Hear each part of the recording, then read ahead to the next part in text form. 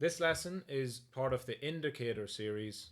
It's talking about cumulative volume delta, also known as CVD, and that's how I'll refer to it from now on. So first of all, what is it? What is CVD? Well, CVD is an indicator that aims to identify the buying and selling pressure within a market. Delta means difference. And so the cumulative volume delta is calculated by finding the difference between the buy and sell volumes within a period or a candle. On a typical chart that you see that has candlesticks and then a histogram at the bottom denoting volume,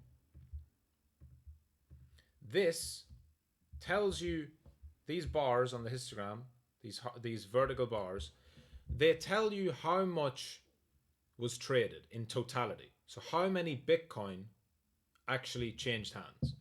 But they don't give you any insight into who was doing the aggressive buying or who was doing the aggressive selling.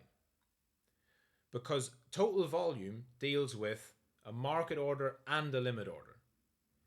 In a market, it can only be matched, an order can only be matched between a limit order and a market order. There has to be both.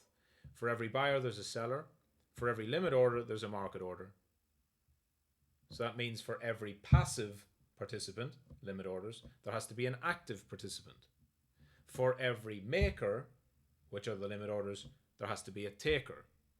There are so many different terms to cover this. The ones I'm going to stick with here are limit order and market order because it denotes the aggression. So, the CVD is calculated by finding the difference between buy and sell volumes. A positive value indicates that there is more buying pressure, while a negative value indicates that there is more selling pressure.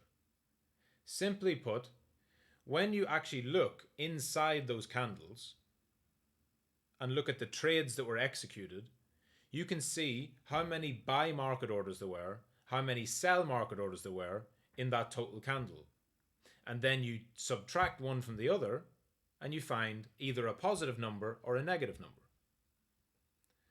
So if 1,000 BTC were traded in a given time period, that means there were 1,000, let's imagine it was 1,000 orders of 1 BTC each, a limit order and a market order.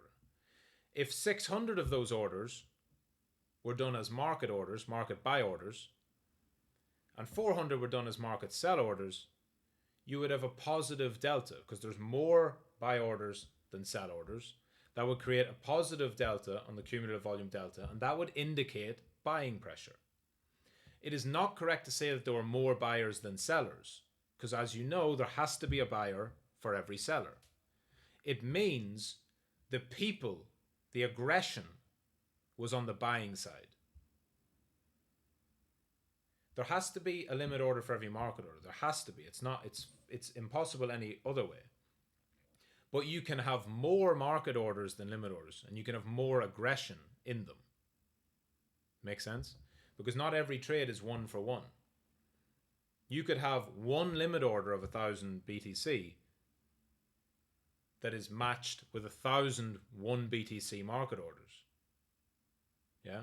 So imagine one whale is selling 1,000 BTC and 1,000 retail traders buy 1 BTC each. So that would skew the data. And that's why looking into it and viewing it over time through the lens of CVD is important.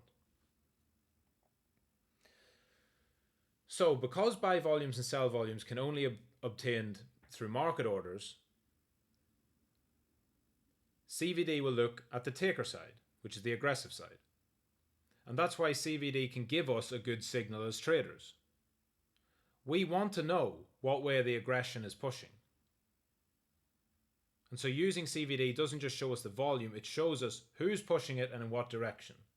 So how would you actually trade with this? Well, we know that buyers and sellers are equaling to market orders, which equals to aggression. So what do we look for? We look for times when the aggression doesn't match the price. The same use of CVD is the same use that you have for many indicators, and that is for spotting divergences. Very simple one. Whenever price goes up and CVD goes down, you have a divergence.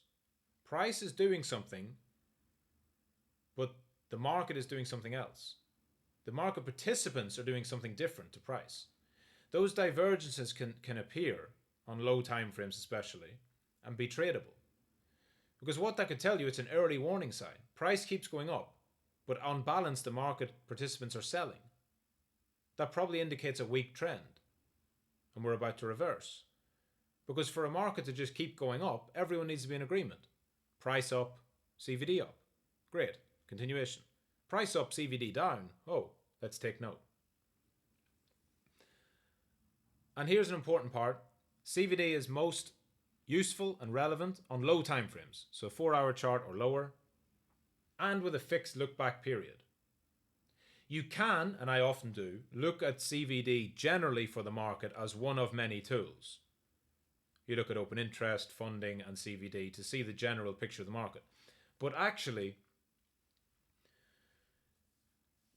if you go above a daily, I find, which is why I stick to 4 hours or below for actual trading,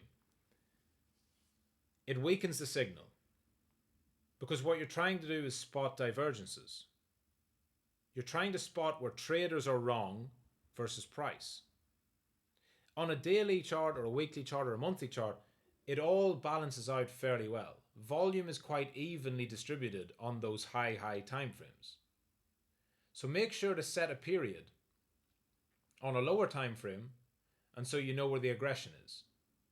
For example, if you use a 1 hour chart and you just use the standard look back period on coinalyze.net, let's say, you're going to get the entire chart's worth of data, which could be 1,000 bars, 5,000 bars, you don't know. You need to use it with a fixed look back period and then see how have traders acted in this time frame. Let me show you. So coinalyze.net is free and overall the best resource for CVD analysis. You go there, you go to the markets tab, go to the individual chart of a coin, and you'll see this. CVD, very simply, just type in CVD into the indicator side. This is on an hourly chart for Bitcoin, and you see the 100. It's a 100 period look back. So this is looking just at the past 100 hours, what's on the screen. That's important because I want to know what traders are doing in this time frame. If you don't set that, it's going to show you the totality of all the data, which is fine, but it's not going to show you actionable data that you can trade on right away. And so you would look at it and look to spot some anomalies. So for example here, the orange line is CVD. The green bars are buy volume, the red bars are sell volume. So on each individual bar, you can see where the aggression was. You can see very clearly in this one, for example, this green bar was aggressively buying. Look at how much bigger it is than the red bar. So green was aggressively buying. Did price respect it? No. And over time, as price goes from here down to here, so price goes down, the CVD, the aggression, the orange line, goes up. That's the exact divergence I just talked about. So that is a sign that the buying pressure is not being reflected in price. A divergence is telling you something. Either it means that price won't go up because people are not willing to buy and they're selling, or in this case, even though people are buying, they're aggressively buying, price isn't going up. Either way, you've spotted a divergence, you now could possibly trade it. In this instance, you'd be looking for shorts. Because what you would say is, well, the aggressive participants are buying and price isn't going up. That probably means there's heavy resistance above in the form of limit orders. And if these guys can't push it up, how much longer can you expect them to keep buying? They can't buy forever. And eventually they'll have to stop buying. And what happens when they stop buying and their demand disappears? Price goes down. That is basically how best to use it in a simple sense. And in the next lesson, we're going to actually go through how to mark and trade divergences on CVD in way more depth, breaking down exactly how to set up the charts, set up the indicator, etc. But you need to have this overview first, primer of CVD, before we go through to the next lesson. So that's CVD as a whole. It should be used in conjunction with other indicators and your patterns and your price action and whatever to build a system. You should not use it as a sole reason to enter or exit. So let's go through next lesson and break down a little bit more how to use CVD in combination.